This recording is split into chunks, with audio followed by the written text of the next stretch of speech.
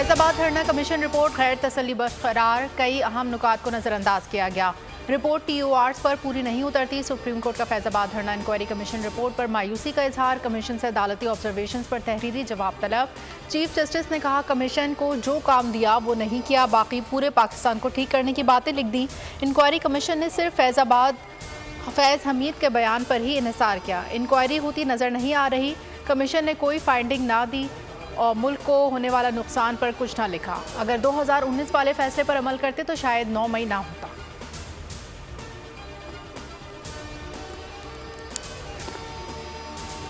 Supreme court का मखसूस नशिस्तें दीगर जमातों को देने का फैसला मुअत्तल। सुन्नी इत्तेहाद कौंसिल की अपीलें समाअत के लिए मंजूर। सुप्रीम कोर्ट का तहरीरी हुक्मनामा जारी।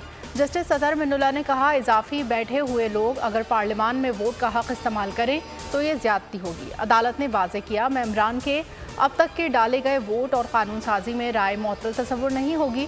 हुक्म का तलाक माजी से नहीं बल्कि अब से होगा। केस की समाअत 3 जून से रोजाना की बुनियाद की जाएगी।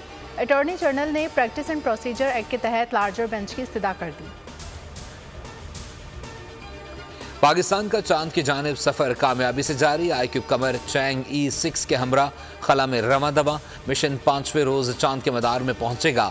पाकिस्तानी मसनूई सैयारा चांद के पास जाकर चैंग E6 से अलग हो जाएगा। चांद के जेर मदार में गर्दिश करते हुए जुनूबी कुतुब की तस्वीर बनाएगा।